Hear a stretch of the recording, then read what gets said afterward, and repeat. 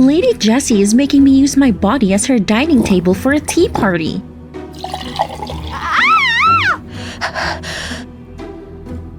Oops, my bad.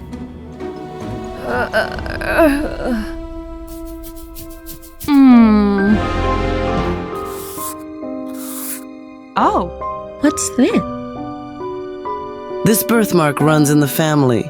From my grandmother to me, everyone has one. Only Jessie doesn't have it, but she's still my miracle. Miracle? When she was born, the doctor said she had stopped breathing. But when I woke up, Jessie was lying right next to me. It looks just like my scar.